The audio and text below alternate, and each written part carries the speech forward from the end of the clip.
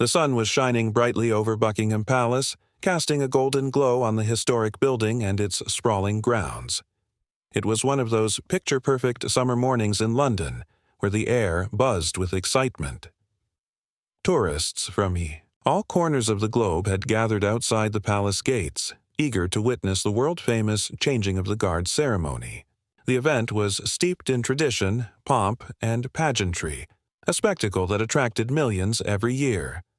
Among the throngs of visitors stood Alex Carter, an American tourist who had arrived in Europe just days earlier for what he hoped would be the trip of a lifetime. With his camera slung around his neck and a backpack stuffed with travel essentials, Alex looked like any other excited traveler. But beneath his casual demeanor lay a simmering frustration that had been building since the start of his journey. Back home in New York, Alex was known for his quick temper and impatience. His friends often joked about how easily he could lose his cool, though they usually brushed it off as harmless. This time, however, things were different. Alex's European adventure hadn't gone quite as smoothly as he'd envisioned. From missed train connections to confusing maps and unhelpful locals, everything seemed to conspire against him. He muttered, under his breath as he navigated crowded streets, lugging his heavy bag behind him. By the time he reached Buckingham Palace, his patience was wearing thin. The long lines snaking toward the viewing area only added fuel to the fire. "Why does everyone have to stand so close?" he grumbled, shifting uncomfortably as people jostled for space. As the clock ticked closer to the scheduled ceremony, anticipation among the crowd grew palpable. Families posed for photos, children giggled excitedly, and couples held hands, soaking in the magic of the moment. For many, this was more than just a tourist attraction. It was a chance to experience history firsthand. But for Alex, the wait felt interminable. Every minor inconvenience gnawed at him. When a group of tourists accidentally blocked his view, he rolled his eyes and let out an audible sigh. A few minutes later, when someone bumped into him while trying to squeeze past, he snapped. "Watch where you're going," he barked, earning startled looks from those nearby. His irritation reached a boiling point when a young boy, no older than 6, tripped and collided with him. The impact caused Alex's phone to slip from his hand and clatter to the ground. "Are you kidding me?" he exclaimed, glaring at the child and his apologetic parents. Picking up his phone, he noticed a tiny crack on the screen. To anyone else, it might have been a minor annoyance, but to Alex, it felt like the final straw. He clenched his fists, muttering angrily to himself as he tried to shake off the frustration. Despite his growing agitation, Alex couldn't deny the allure of the scene unfolding before him. The royal guards, resplendent in their scarlet tunics and towering bearskin hats, moved with precision and grace. Their stoic expressions and unwavering discipline commanded respect, even from the most skeptical observers. Most tourists watched in awe, captivated by the centuries-old tradition playing out before their eyes. But for Alex, the sight only served to amplify his resentment. Why did these guards get to act so superior? Why couldn't they make exceptions for people like him? Standing near the barrier separating spectators from the ceremonial area, Alex fidgeted impatiently. He wanted to move closer to capture a better photo, but found himself repeatedly blocked by security personnel enforcing strict boundaries. Each time he attempted to edge forward, a firm voice reminded him to stay behind the line. "This is ridiculous," he muttered, shaking his head. His tone carried an edge of defiance, drawing curious glances from fellow tourists. Some whispered comments about his behavior, while others simply ignored him, focusing instead on the grandeur of the occasion. One particular guard stationed nearby caught Alex's attention. Tall and imposing, the soldier stood perfectly still, exuding an aura of authority. Clutching his rifle, he maintained the same rigid posture that had become synonymous with the Queen's Guard. To most observers, his presence was a symbol of pride and dedication. But to Alex, it felt mocking, like a silent challenge designed to provoke him further. As the minutes dragged on, Alex's anger continued to simmer, threatening to boil over at any moment. Unbeknownst to him, his escalating Emotions were setting the stage for an explosive confrontation. The atmosphere around him remained festive and cheerful, oblivious to the storm brewing within Alex. Children laughed, cameras clicked, and the rhythmic drumming of the marching band echoed through the square. Yet amidst the celebration, a single act of defiance loomed on the horizon, an act that would soon shock not only those present but also viewers around the world. Little did Alex realize that his next decision would change the course of his trip, and perhaps his life, forever. As the ceremony continued, Alex's frustration reached a tipping point. The guard who had been stationed nearby, a towering figure clad in his iconic red tunic and bearskin hat, was now directly in Alex's line of sight. His stoic expression and unwavering stance seemed to mock Alex's growing anger. To Alex, it wasn't just a soldier doing his duty. It was a personal affront, as if the guard's very presence was daring him to lose control. Every time Alex tried to move closer to get a better view or take a photo, the same calm yet firm voice reminded him to stay behind the barrier. "You've got to be kidding me," Alex muttered under his breath, glaring at the guard. His words were barely audible over the sounds of the marching band and the chatter of the crowd, but they carried the weight of pent-up irritation. He clenched his fist tightly, trying to suppress the urge to lash out. But the more he thought about how unfair everything felt, the long lines, the strict rules, the indifferent guards, the angrier he became. It was as though all the small annoyances from his trip had coalesced into this one moment, and the guard standing before him had become the embodiment of everything that had gone wrong. The tension between Alex and the guard escalated when another attempt to inch forward resulted in yet another polite but firm reprimand. This time, the guard raised a gloved hand slightly, signaling for Alex to step back without uttering a word. To most people, the gesture would have seemed routine, even respectful. But to Alex, it felt like an act of arrogance. His face reddened with indignation and he snapped. "What is your problem?" he shouted, loud enough for those around him to turn their heads. The sudden outburst startled the crowd, interrupting the otherwise peaceful ambiance of the ceremony. For a brief moment, there was silence. Even the rhythmic beat of the drums seemed to fade into the background as everyone processed what had just happened. Most tourists exchanged confused glances, unsure whether to laugh, gasp, or simply ignore the disruption. Others pulled out their phones, instinctively capturing the unfolding drama on camera. Meanwhile, the guard remained completely still, adhering to protocol with unshakable discipline. Not a muscle moved in his face, not even a flicker of emotion crossed his eyes. If anything, his composure only fueled Alex's rage further. "That's right, just stand there like some robot," Alex yelled, his voice dripping with sarcasm. "You think you're so important? You don't even care about anyone else, do you?" His words echoed through the square, drawing even more attention.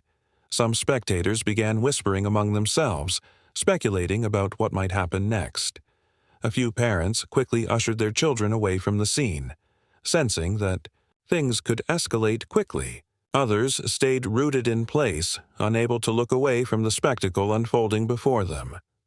In that charged atmosphere, Alex made a decision that would change everything. His gaze fell upon a decorative border lining the pavement, a shallow strip filled with fine sand meant to enhance the aesthetic appeal of the palace grounds. Without thinking twice, he bent down, scooped up a handful of sand, and hurled it straight at the guard's face. Time seemed to slow as the grains arced through the air, catching the sunlight before landing squarely on the soldier's cheek and forehead. For a split second, the guard blinked, not out of surprise or anger, but because the sand had momentarily obscured his vision. The crowd erupted in collective shock. Gasps filled the air, followed by murmurs of disbelief. "Did he really just do that?" someone whispered. Another tourist exclaimed, "Oh my goodness, this is insane!" Phones were held high, recording every detail of the incident. Children stared wide-eyed, unsure whether to cry or giggle.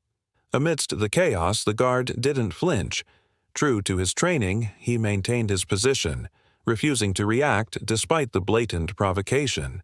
His composure stood in stark contrast to Alex's erratic behavior, highlighting the absurdity of the situation. Security personnel stationed nearby sprang into action almost immediately.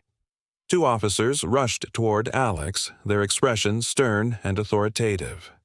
"Sir, please come with us," one of them said firmly, gripping Alex's arm to prevent him from causing further disruption. But Alex wasn't ready to cooperate. Still fuming, he struggled against their hold, shouting protests louder than ever.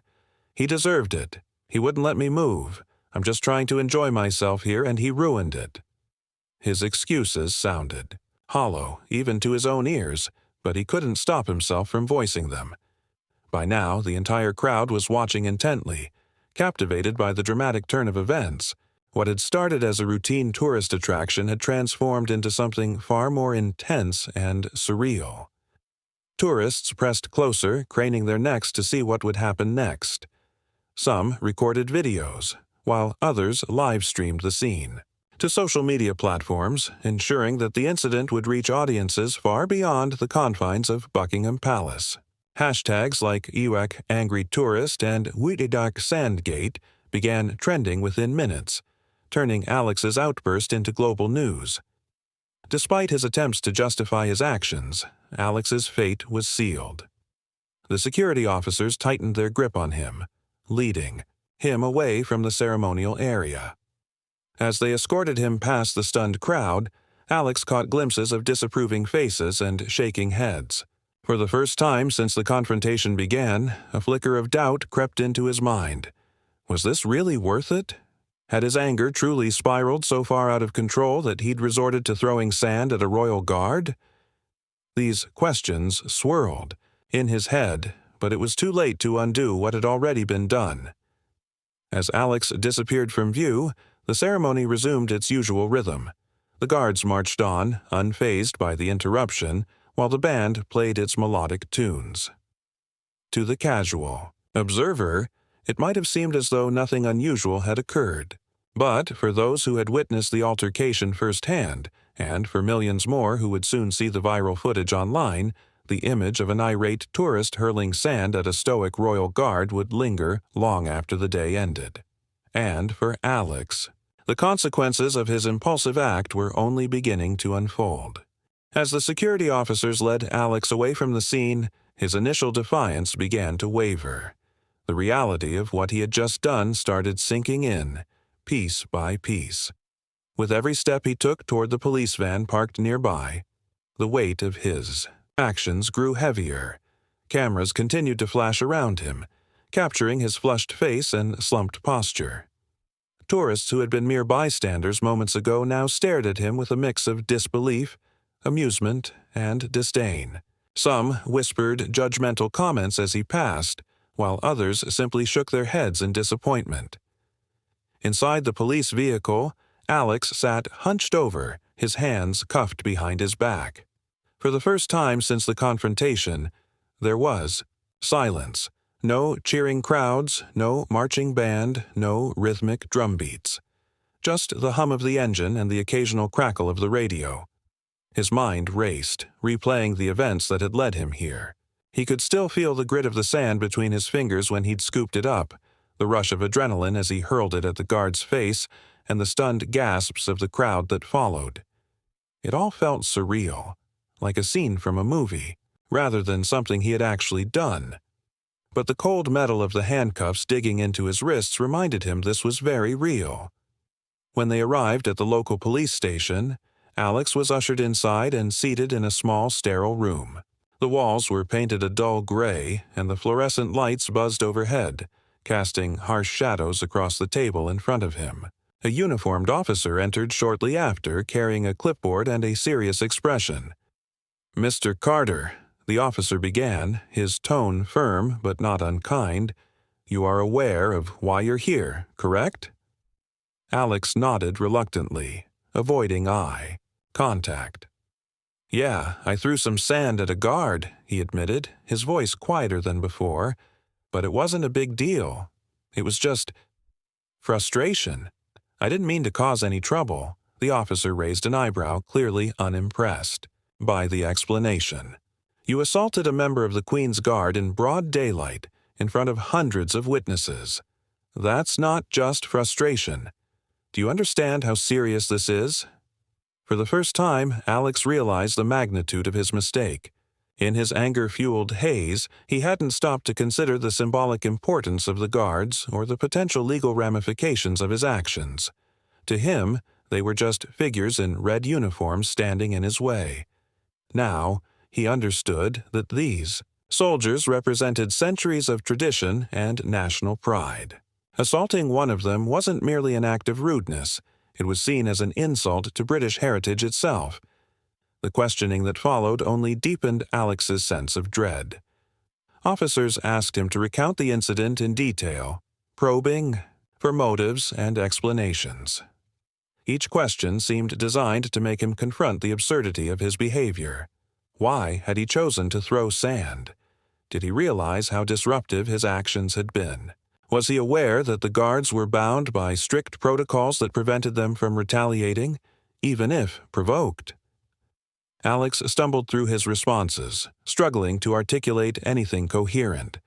The more he tried to justify himself, the weaker his arguments sounded. "You know," one of the officers said eventually, leaning forward slightly, "videos of what happened are already going viral online. People all over the world are watching clips of you throwing sand at a royal guard. How do you think that makes you look?" Alex winced at the thought. Back home, he prided himself on being confident and self-assured, someone who always spoke his mind. Now, he felt like a caricature, a reckless tourist losing his temper in one of the most iconic locations on Earth. He imagined his friends and family seeing the footage, laughing nervously or cringing in embarrassment. The idea of becoming an internet meme, a symbol of entitled, out-of-control tourists, filled him with shame. After what felt like hours, Alex was formally charged with public disorder and assault. Prosecutors emphasized that attacking a member of the Queen's Guard carried significant penalties due to the role's historical and cultural significance. While Alex initially hoped for leniency, given that he was a foreigner unfamiliar with local customs, the officers made it clear that ignorance would not be accepted as an excuse. "This isn't about where you're from," one of them explained. "It's about respecting institutions that matter deeply to millions of people." As the gravity of his situation dawned on him, Alex began to panic. Would he have to spend weeks, or even months, in jail? Would he lose his job back home because of this? Could he ever show his face in public again without being recognized as the guy who threw sand at Buckingham Palace? These questions swirled endlessly in his mind, leaving him overwhelmed and desperate for answers. Finally, after what felt like an eternity, Alex was allowed a phone call. Trembling, he dialed his sister's number, hoping she could offer some guidance, or at least a listening ear. When she picked up, her voice was a mixture of shock and concern. "Alex, what on earth happened?" she asked, cutting straight to the point. "Mom just showed me a video of you yelling at some palace guard. Is this really you?" Hearing her voice cracked something inside Alex. For the first time since the incident, tears welled up in his eyes. He stammered through an apology, explaining how his frustration had spiraled out of control and landed him in this mess. His sister listened patiently, offering words of reassurance despite her obvious disapproval. "Look, we'll figure this out," she promised. "But you need to take responsibility for your actions. No excuses, okay? This is on you." Her words hit Alex hard, forcing him to confront the truth. He couldn't blame anyone else for what had happened. Whether it was the stress of traveling, the heat of the moment, or his own short temper, the choice to throw sand had been his, alone. And now he would have to face the consequences head-on. By the time Alex was escorted to a holding cell, exhaustion had set in. The tiny space was cold and uncomfortable, with nothing but a thin mattress and a flickering light bulb for company. As he lay there staring at the ceiling, his thoughts drifted between regret, fear, and determination. He knew the road ahead wouldn't be easy, But perhaps this experience could serve as a wake-up call, a chance to reflect on his behavior and make better choices moving forward. For now, though, Alex was trapped, both physically and emotionally. The man who had once strutted confidently through London's streets was now a prisoner of his own impulsiveness, waiting anxiously to see what the next chapter of his life would bring. The days following Alex's arrest passed in a blur of legal proceedings, media attention, and overwhelming self-reflection. News of the incident at Buckingham Palace spread like wildfire across the globe, fueled by viral videos and countless social media posts. Within hours of the altercation, hashtags like #NigerSandgate and "An Angry Tourist" began trending worldwide. Clips of Alex throwing sand at the stoic guard were shared millions of times, accompanied by memes, jokes, and heated debates about cultural respect and personal responsibility. What had started as a momentary lapse in judgment was now a global spectacle, with Alex unwittingly cast as its reluctant star. Back in America, the backlash hit hard. Friends and family who had initially laughed off the story soon realized the seriousness of the situation when international news outlets picked it up. Messages flooded Alex's inbox, some supportive, others scathing. His mother called him late one night, her voice trembling with emotion. "Alex, what were you thinking?" she asked, barely able to contain her disappointment. "Do you know how this makes us look? The whole world is talking about you."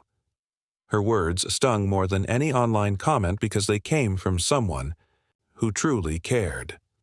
For the first time, Alex felt the full weight of his actions, not just on himself but on those closest to him. Meanwhile, mainstream media outlets dissected the incident from every angle. British tabloids led the charge, publishing sensational headlines such as "Outrage at Palace," "Tourist Assaults Guard in Temper Tantrum," and "American Visitor Loses Cool Over Sand and Honor." Opinion pieces debated whether Alex's behavior reflected broader stereotypes about entitled tourists or if it was simply an isolated act of poor impulse control. In the United States, Morning Talk shows invited experts to discuss the psychology behind anger management and cultural misunderstandings. Some defended Alex, arguing that he might have been overwhelmed by travel stress or misunderstood local customs. Others condemned him outright, calling his actions disrespectful and unacceptable. As the court date approached, Alex prepared for what promised to be a grueling appearance. Representing himself poorly during questioning only made matters worse. When prosecutors pressed him to explain why he had thrown sand, Alex struggled to articulate a coherent response. "I was frustrated," he mumbled, avoiding eye contact. "It wasn't supposed to be a big deal." But the judge didn't see it that way. Emphasizing the symbolic importance of the Queen's Guard, the prosecution argued that assaulting a member of this historic institution was no small offense. "This is not merely an individual act of aggression," the prosecutor stated firmly. "It is an affront to the values and traditions upheld by generations." Facing the bench, Alex felt exposed and vulnerable. The courtroom was packed with reporters and curious onlookers eager to witness the outcome. Cameras flashed as the judge delivered his verdict: 2 weeks in jail, a hefty fine, and a 5-year ban from re-entering the United Kingdom. As bailiffs escorted him out, Alex caught glimpses of disapproving faces in the crowd. Some shook their heads in disgust, while others whispered amongst themselves. For a brief moment, he locked eyes with a journalist scribbling furiously in a notebook. The caption beneath tomorrow's headline practically wrote itself. Serving his sentence was a humbling experience. The prison cell was cold and cramped, offering little comfort beyond a thin mattress and dim lighting. Nights were the hardest.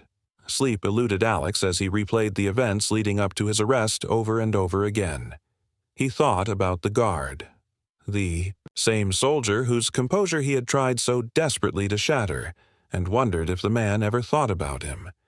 Did he feel anger, resentment, or was Alex's outburst simply another day on the job, forgotten as quickly as it happened? During the day, Alex interacted with other inmates, many of whom had committed far more serious offenses. Listening to their stories gave him perspective. One man, serving time for theft, confided that he had turned to crime after losing his job and struggling to provide for his family. Another recounted how alcohol addiction had led him down a destructive path. Compared to their circumstances, Alex's transgression seemed almost trivial. Yet he couldn't shake the feeling that his punishment was deserved, a necessary reckoning, for allowing his temper to dictate his actions. By the time he was released, Alex was emotionally drained, but determined to make amends. Returning to the U.S., he faced a deluge of media requests, each reporter eager to capture his side of the story. Initially, he declined interviews, fearing further ridicule. But as public interest persisted, Alex realized that ignoring the issue wouldn't make it disappear. With guidance from his sister, he agreed to sit down with a well-known journalist known for tackling human interest stories. The interview aired on national television, drawing millions of viewers. Dressed in a simple shirt and jeans, Alex appeared nervous but sincere as he addressed the camera. "First, I want to apologize to the guard, to the people of the UK, and to everyone who witnessed my behavior," he began, his voice steady despite the weight of his words. "What I did was wrong, plain and simple. I let my emotions get the better of me, and I disrespected something incredibly important. There's no excuse for that." He went on to describe the lessons he'd learned during his time in custody and his plans to use the experience to help others. "I'm not proud of what happened, but I'm trying to turn it into something positive," he explained. "If sharing my story can teach even one person to think twice before acting on anger, then maybe there's a silver lining here." The interview struck a chord with audiences, sparking widespread discussion about accountability and redemption. Social media lit up with reactions, ranging from praise for Alex's honesty to skepticism about whether apologies could undo the damage. Still, the overall tone shifted. People began viewing Alex less as a villain and more as a flawed individual striving to grow. Even some British commentators softened their stance, acknowledging his efforts to take responsibility. In the months that followed, Alex worked tirelessly to rebuild his reputation. He reached out to organizations focused on conflict resolution and volunteered his time to speak at schools and community centers. Each talk reinforced his commitment to change, reminding him of the impact one reckless decision could have. Though the memory of his infamous outburst lingered, Alex refused to let it define him. Instead, he embraced it as a turning point, a harsh yet invaluable lesson in humility, self-control, and the power of second chances. As he stood before a group of teenagers during one of his workshops, Alex smiled faintly. "Trust me," he said, meeting their curious gazes, "you don't want to end up where I did. But if you do mess up, and we all do at some point, the key is learning from it. Don't run away from your mistakes. Face them. Grow from them. And never stop trying to be better." His words resonated deeply, earning nods of agreement from the audience.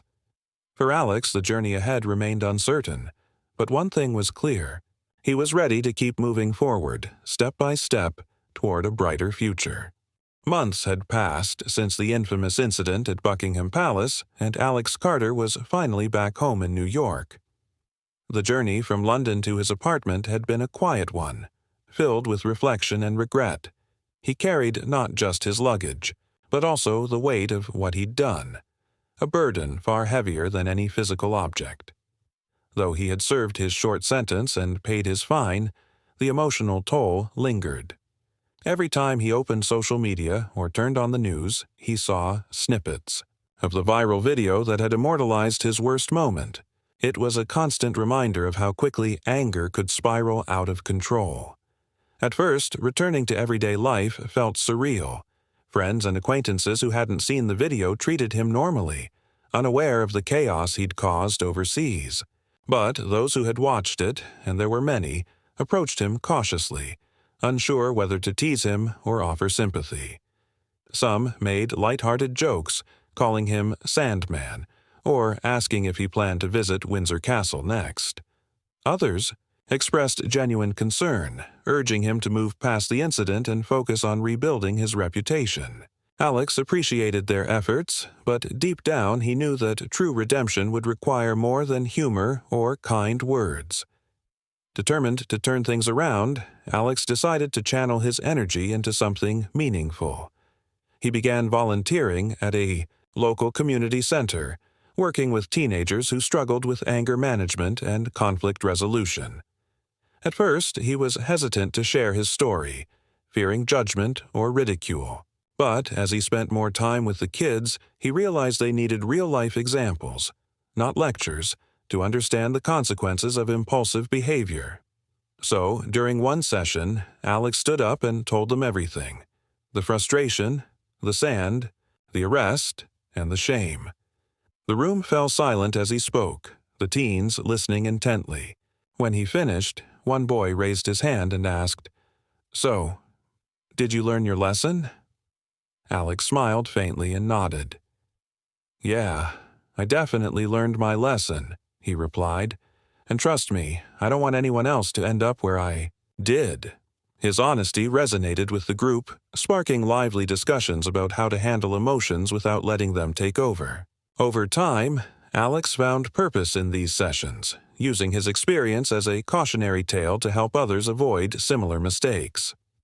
Word of Alex's transformation spread beyond the community center. Local newspapers caught wind of his volunteer work and reached out for interviews. Initially reluctant, Alex agreed to speak publicly, hoping to reach a wider audience.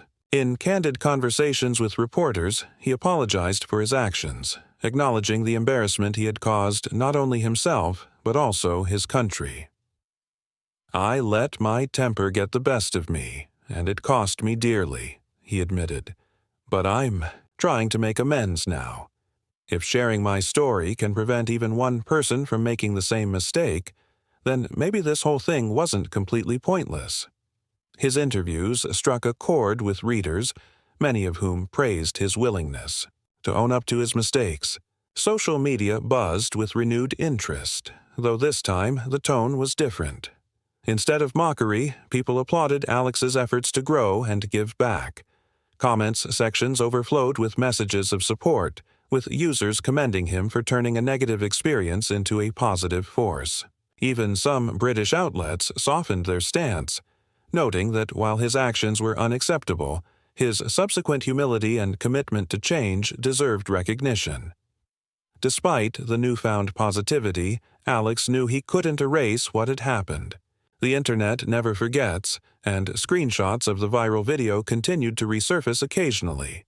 But instead of shrinking away from reminders of his past, Alex chose to face them head-on. Whenever someone tagged him in a post or sent him a link to the footage, he responded graciously, "Yes, that's me," he'd write. "And yes, I messed up big time, but here's what I've learned since then." By addressing the issue directly, he transformed potential embarrassment into opportunities for growth and connection. As months turned into years, Alex's life began to stabilize. He kept volunteering at the community center, eventually becoming a mentor to several teens who looked up to him as a role model. One young man, named Marcus, particularly stood out. Like Alex, Marcus had a quick temper and often found himself in trouble. Through patient guidance and shared experiences, Alex helped Marcus develop healthier coping mechanisms. Watching Marcus graduate high school with honors and deliver a heartfelt speech thanking Alex for his support was one of the proudest moments of Alex's life. Professionally, Alex also found success.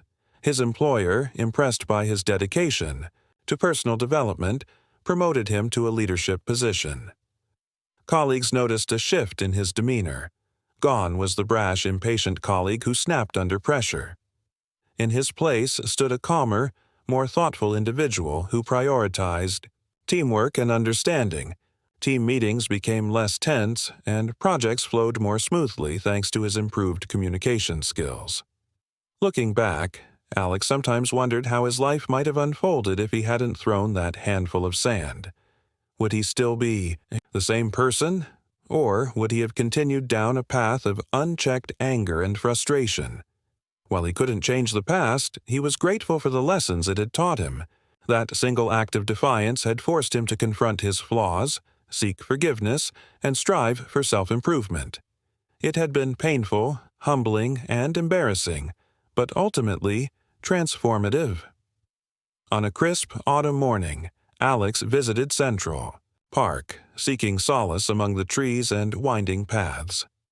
As he walked, he thought about the guards at Buckingham Palace, their discipline, their composure, their unwavering dedication to duty. Once a source of irritation, they now symbolized resilience and grace under pressure, qualities Alex aspired to embody in his own life. He chuckled softly, imagining how differently things might have gone if he had approached the situation with patience rather than rage. Reaching a quiet bench overlooking a pond, Alex sat down and took a deep breath. For the first time in years, he felt at peace. The scars of his past remained, but they no longer defined him. Instead, they served as reminders of how far he'd come and how much further he could go. As he gazed at the ripples spreading across the water, Alex whispered to himself, "You're not perfect, but you're better, and that's enough." With that thought, he stood up, ready to face whatever lay ahead. The road to redemption was long and winding, but Alex knew he was walking in the right direction.